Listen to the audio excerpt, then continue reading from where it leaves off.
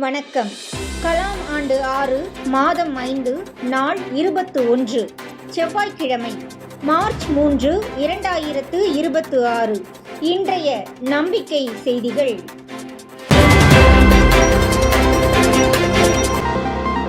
கல்லூரி பல்கலைக்கழக பேராசிரியர்கள் கலந்து கொண்ட 2 நாள் முகாம் கோவையில். பிப்ரவரி 28 மார்ச் 1 சனி ஞாயிறு 2 தினங்கள் கோவை ராம்நகரில் தமிழகத்தின் 8 மாவட்டங்களிலிருந்து 35 பேராசிரியர்கள் பங்கு கொண்டனர்.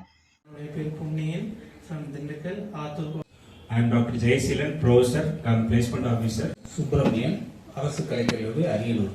Doctor S Kavitha, assistant professor in commerce, Kaveri மகளிர் கல்லூரியில திருச்சியில ஒர்க் பண்ணிட்டு இருக்கேன்.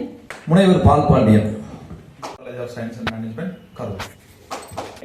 Nearby Sri Ramakrishna Vishwavidyalaya college of arts and சயின்ஸ்ல. என்னோட பெயர் Joseph Eric Dunstan, Chennai. Department of food service management diabetics, Arunachalam institute, Coimbatore.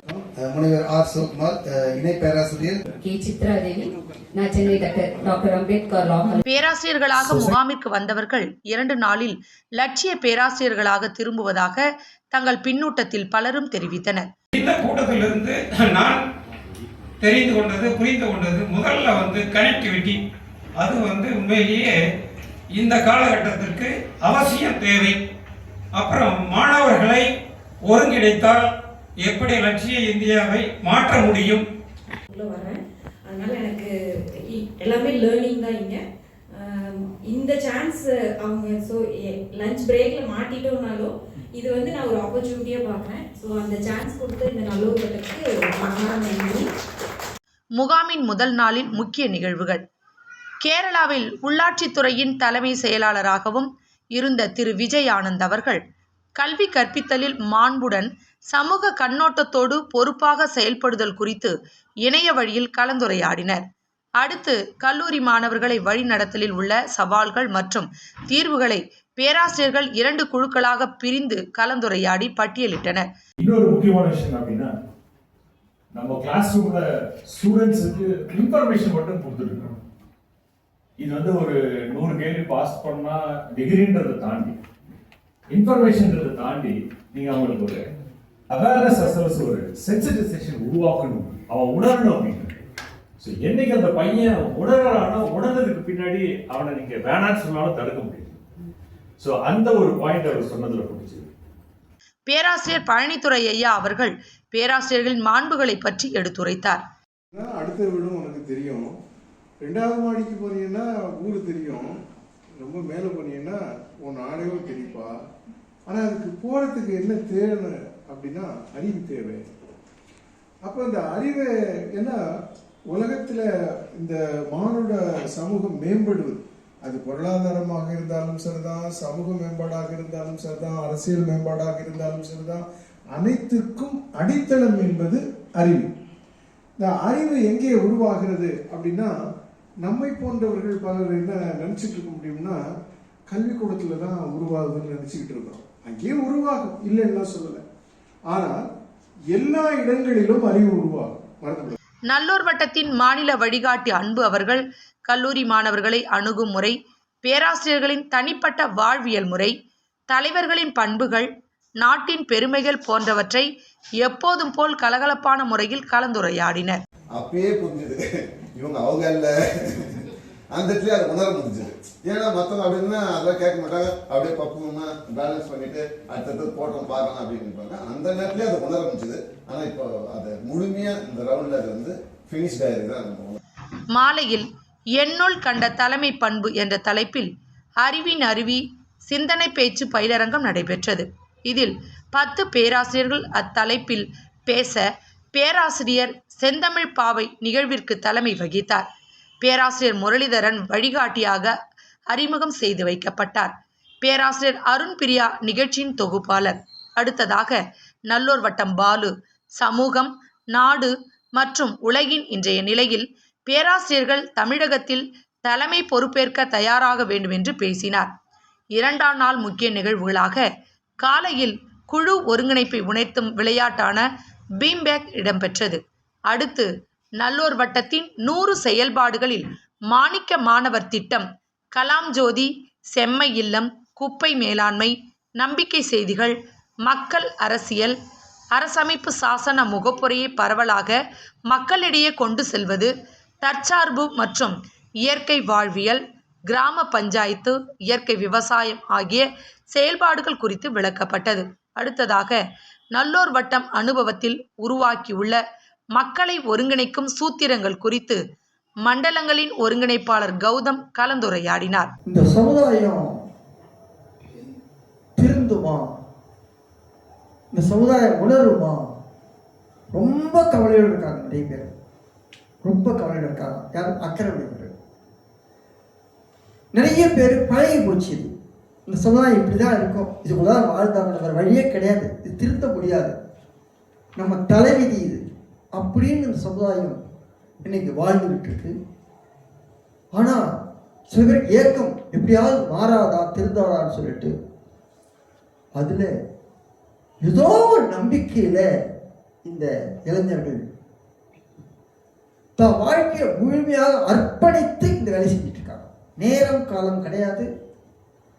குடும்பம் இருக்கு, இவங்களுக்கெல்லாம் குழந்தைகள் இருக்கு. ஆனால் பெரும்பாலும் இந்த பணியில எந்த நேரம் தேவைப்பட்டாலும் எந்த இடத்துக்கு போகணும்னாலும் தமிழ்நாடு முழுக்க சுத்தத்தினால்தான் இன்னைக்கு தமிழ்நாட்டில் 100 துறைகளில் வலுவான இந்த கட்டமைப்பை உருவாக்க முடிஞ்சிருக்கு. பாலு அவர்கள் நல்லோர் வட்டத்தின் கட்டமைப்பு பற்றி எடுத்துரைக்க 25 பேராசிரியர்கள் நாங்களும் பொறுப்பெடுக்க தயார் என்று முன்வந்தனர் என்பது குறிப்பிடத்தக்கது. கௌதம் நடத்தி காண்பித்த லட்சிய பாராளுமன்றமும் கட்சி அரசியலிலிருந்து மக்கள் அரசியல் என்ற சொற்றொடருக்கு ஏற்ப அமைந்திருந்தது. மேலும் சென்னை சில்க்ஸ் நிர்வாக இயக்குனர் சந்திரன் மற்றும் விநாயகம் ஆகியோர் கலந்து கொண்டு வாழ்த்துரை வழங்கினர்.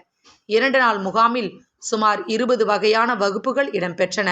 அவைகளை முத்துகிருஷ்ணன், அன்பு, ஸ்ரீதர், கௌதம் மற்றும் கீர்த்திகா, பேராசிரியர் பழனித்துறை, நல்லூர் வட்டம் பாலு, பேராசிரியர் வெங்கடேஷ், பேராசிரியர் இளங்கோ ஆகியோர் வழிநடத்தினர். வாழ்வியல் கள பொறுப்பாளர் கோவர்தன், குப்பை மேலாண்மை துறை கவியரசு மற்றும் கலாம் ஜோதி மாணவர்கள் முகாமின்கான ஏற்பாடுகளில் பொறுப்பு வகித்தனர். தி சென்னை சில்க்ஸ் HR யோகராஜ் அவர்களின் உற்சாகமூட்டும் எக்ஸசைஸ் நல்ல கலகலப்பு.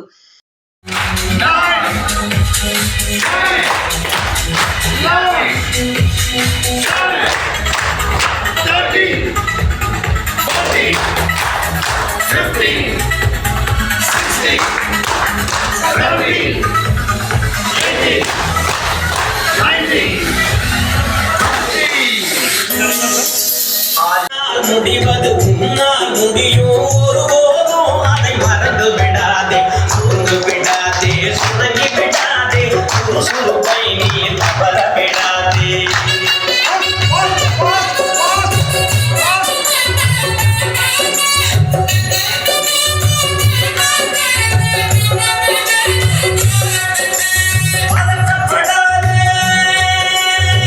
தி Chennai silks HR executive Vignesh உணவு மற்றும் அரங்கம், தங்கும் வசதி ஆகியவற்றிற்கு சிறப்பாக ஏற்பாடு செய்திருந்தார். இறுதியாக பேராசிரியர் சுகன்யா NGP கல்லூரி மகிழ்ச்சி உரையினை தொடர்ந்து தேசிய கீதத்துடன் முகாம் நிறைவடைந்த போது, நானாக வந்து நாமாக செல்கிறோம் என்று அனைவரும் நெகிழ்ச்சியுடன் கூறியதாக 2 நாள் முகாமினை வழிநடத்திய இளைஞர்கள மாநில பொறுப்பாளர் செல்வி கீர்த்திகா தெரிவித்தார். நேற்று கோவை லட்சிய பேராசிரியர்கள் முகாமில் இன்று கரூர் வள்ளுவர் கல்லூரியில் பேராசிரியர் பாரத் அவர்களுடன் கீர்த்திகா. மார்ச் 1 பேராசிரியர் முகாமினை வழிநடத்திய இளைஞர்கள பொறுப்பாளர் கீர்த்திகா இன்று சேலம் தமது இந்திய கைத்தறி தொழில்நுட்ப கழகம் கல்லூரியிலிருந்து சில நிகழ்வுகளில் பங்கேற்பதற்காக கரூரில் உள்ள வள்ளுவர் கல்லூரிக்கு சென்றிருந்தார். அப்போது லட்சிய பேராசிரியர் முகாமில் பங்கேற்ற பேராசிரியர் பாரத் அவர்களை சந்தித்து முகாமின் பின்னூட்டத்தை கேட்டுக்கொண்டிருந்த போது அக்கல்லூரியில் MBA மாணவர்களுடன் கலந்துரையாடுவதற்கான வாய்ப்பும் கிடைத்தது மகிழ்ச்சி அளிப்பதாக செல்வி கீர்த்திகா தெரிவித்தார். செய்திகளுக்காக புதுச்சேரியிலிருந்து ஜூலிதாஸ். வையத் தலைமைக்குள் லட்சிய பேராசிரியர்கள் முகாமில் வழங்கப்பட்ட இந்திய அரசியலமைப்பு சாசன முகப்புரை எனது வீட்டிலும் வாழ்க்கையிலும் முதலிடம் பெறுகிறது. பேராசிரியர் பாண்டி. மதுரை மாவட்டம் உசிலம்பட்டியிலிருந்து முகாமில் பங்கு கொண்ட பேராசிரியர் பால்பாண்டி முகாமில் வழங்கப்பட்ட அரசமைப்பு சாசன முகப்புரை புகைப்படத்தை என் வீட்டில் நினைவு பரிசுகளுடன் இணைத்து பெருமையுடன் வைத்துள்ளேன். என் குழந்தைகளும் என் வீட்டிற்கு வருபவர்களும் அரசியலமைப்பின் உயர்ந்த மதிப்பினை அறிந்து கொள்ளும் வகையில் இதை நிறுவியுள்ளேன். இதனை ஒரு முன்னுதாரணமாக வைத்து நிகழ்வில் கலந்து கொண்ட அனைத்து லட்சிய பேராசிரியர்களும் அரசியலமைப்பின் சிந்தனைகளை வாழ்வில் கொண்டு வர செயல்படுவோம். மேலும் நாளை இதை என் கல்லூரியிலும் கொண்டு சேர்த்து மாணவர்களிடையே விழிப்புணர்வு ஏற்படுத்த உள்ளேன் என்று பேராசிரியர் பால் பாண்டி தமது குழுவில் பதிவு செய்துள்ளார். நல்லூர் வட்ட குடும்ப விழாவில் சேலம் மண்டல பொறுப்பாளர் பாக்கியலட்சுமி. சேலம் மாவட்ட விழிப்புணர்வு கள பொறுப்பாளர் முரளிகிருஷ்ணன் மகள் பிரியதர்ஷினிக்கு வளைகாப்பு விழா நடைபெற்றது. இதில் நல்லூர் வட்டம் சேலம் மண்டல பொறுப்பாளர் பாக்கியலட்சுமி பத்மநாபன், போதை மறுவாழ்வுத்துறை பொறுப்பாளர் ரம்யா, தகவல் அறியும் உரிமை சட்டம் பொறுப்பாளர் ஜெயசிம்மன் ஆகியோர் கலந்து கொண்டு வாழ்த்தினர். அத்துடன் பாக்கியலட்சுமி அவர்கள் வளைகாப்பு நிகழ்விற்கு வந்திருந்த பள்ளி ஆசிரியை ரோசி, இல்லத்தரசி ரூபாவிற்கு நல்லூர் வட்டம் 100 துறை செம்மை இல்லம் கார்டு வழங்கி அறிமுகம் செய்து வைத்தார். நம்பிக்கை செய்திகளுக்காக சென்னையிலிருந்து தயாநிதி. லட்சிய சமுதாயத்தில் இயற்கை விவசாயத்திற்கு மரியாதை.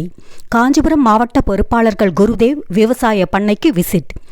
காஞ்சிபுரம் மாவட்ட பொறுப்பாளர்கள் 10 பேர்கள் இணைந்து காவந்தண்டலம் கிராமத்தில் உள்ள குருதேவ் இயற்கை விவசாய பண்ணையை பார்வையிட சென்றிருந்தனர். இது காஞ்சிபுரம் மாவட்ட பாரம்பரிய விவசாயத்துறை மாவட்ட பொறுப்பாளர் ரமேஷ் அவர்களுடையது. அப்போது அங்கு MITS அமைப்பின் CEO டாக்டர் ஜெயசுமிதா ஹோமியோபதி மருத்துவர் சில மாணவர்களுடன் இப்பண்ணைக்கு வருகை புரிந்திருந்தார். பண்ணையில் நல்லூர் வட்டம் மற்றும் MITS அமைப்பினர் பரஸ்பரம் அறிமுகம் செய்து கொண்டனர். இப்பண்ணையில் கேரட், கோஸ், நூக்கல், பீட்ரூட், புடலங்காய், அவரைக்காய், பாகற்காய், பட்டை, லவங்கம், ஆரஞ்சு, அன்னாசி, வாழை, சவுக்க, நெற்பயிர் என பல வகை பயிர்கள் பாரம்பரிய முறையில் பயிரிடப்பட்டிருக்கிறது. இந்த சந்திப்பில் தஞ்சை மண்டல பொறுப்பாளர் குட்டியப்பன் வருகை தந்து கலந்து கொண்டார் என்பது குறிப்பிடத்தக்கது. மேலும் இக்குழுவில் சந்தானகிருஷ்ணன், ரமேஷ் ஆகியோர் இருந்தனர். பங்கேற்ற அனைவருக்கும் குள்ளங்கார் அரிசியில் செய்யப்பட்ட கஞ்சி வழங்கப்பட்டது. மதிய உணவாக பாரம்பரிய கிச்சலி சம்பா அரிசியில் செய்யப்பட்ட சாம்பார் சாதம், புளியோதரையும் 7வது சுவையான அன்பையும் சேர்த்து பரிமாறப்பட்டது. இவர்களிடையே பேசிய டாக்டர் ஜெயசு ரொம்ப நாள் ஆசைப்பட்ட விஷயம் இன்னைக்கு எங்களுக்கு நிறைவேறுச்சு.